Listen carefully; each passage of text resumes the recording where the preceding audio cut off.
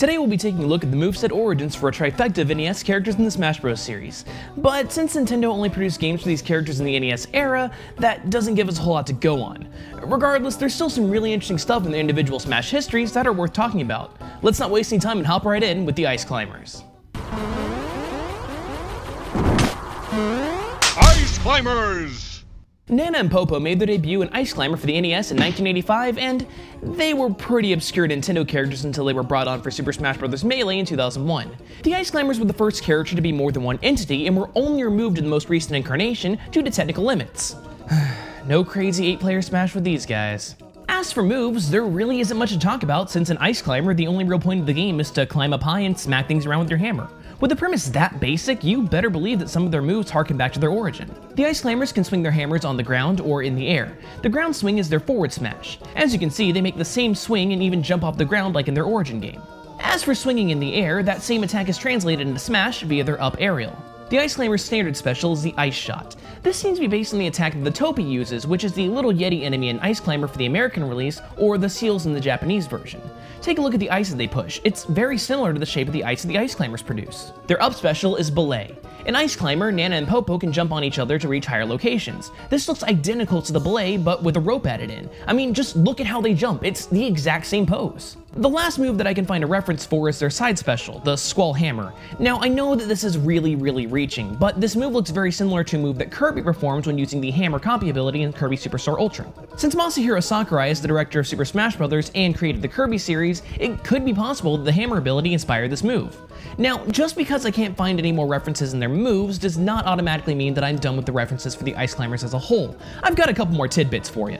Their up taunt is their victory dance for clearing a bonus level in the original NES game. However, when they fail their bonus stage, they cry. This crying animation can be seen when they lose a match, which makes Ice Climbers the only characters that do not politely clap when they lose. So enough about the Ice Climbers. Let's talk about Duck Hunt.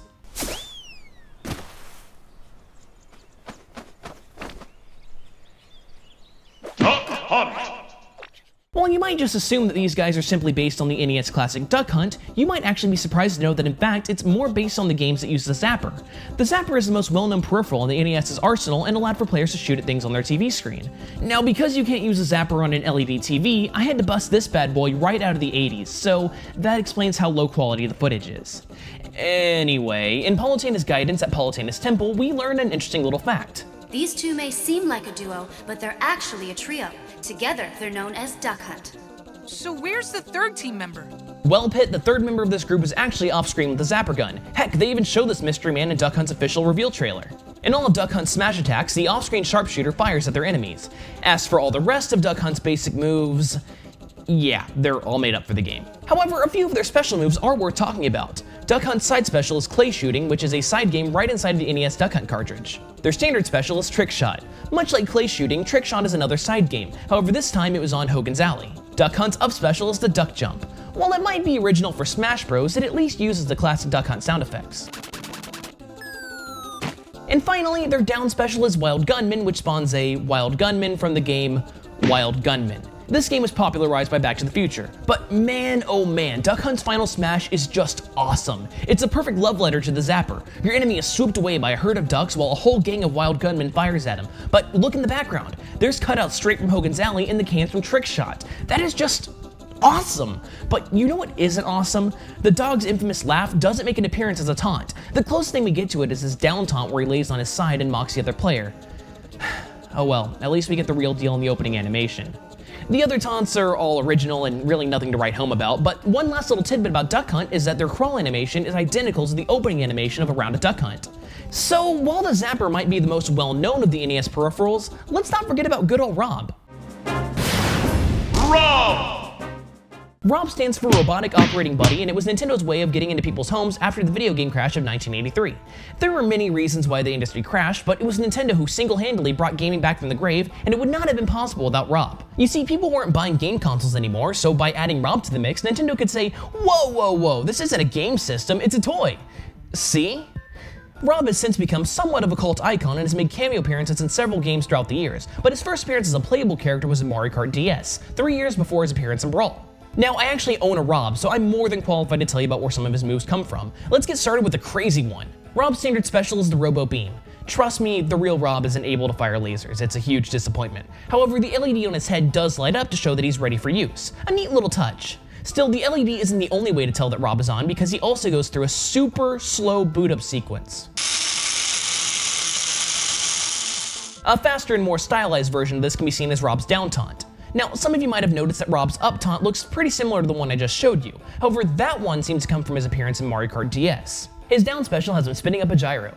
The gyros were used in Gyromite, which was a game that had Rob spinning these gyro tops to help get a professor to safety. So Rob himself uses 4 AA batteries. No prop, Rob, but the gyro spinner uses the freaking D battery. Nobody has one of those laying around the house. I mean, I wanted to show you what a gyro looked like in real life, but where am I gonna get a D battery from? And not only that, but every other move in this game was just made up. Nintendo, would it kill you to at least put a reference to Stack Up in there somewhere? Whoa, calm down, dude. Everything's going to be okay. Oh hey, Andre from Game Explain? What are you doing here?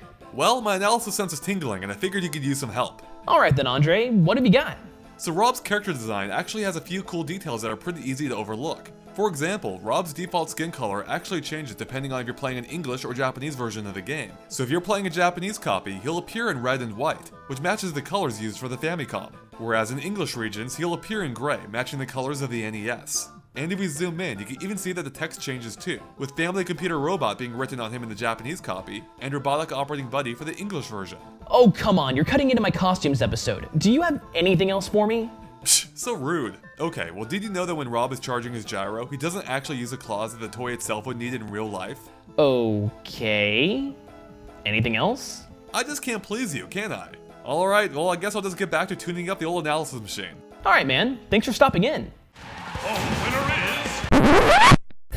You thought the video was over, but you were so wrong. Before I let you go, you guys really seem to like me exercising the Wii Fit episode. Because of that, Ubisoft sent me a copy of their new game Shape Up to try. And I'm gonna be honest, I was really skeptical about this game at first, but it turned out to be fun. Really fun in fact. It combines working out with silly minigames such as pushing up tanks and doing squats to the moon, and I won't deny it, I liked showing off my terrible dance moves. Shape Up might seem silly, but I was worn out after my first play session. Shape Up is exclusively for the Xbox One, and if you want more information, you can check out the game's trailer by either clicking the link in the description or the annotation next to the videos on my personal channel. Seriously though, give it a chance. I was delightfully surprised by it. So with all that out of the way, you can just come on over to my personal channel and check out my unpopular Smash Bros opinions with J-Wits, or you can just stay here and watch my analysis of the Wii Fit Trainer. Still, don't forget to like, subscribe, and tell me which character you'd like to see analyzed next.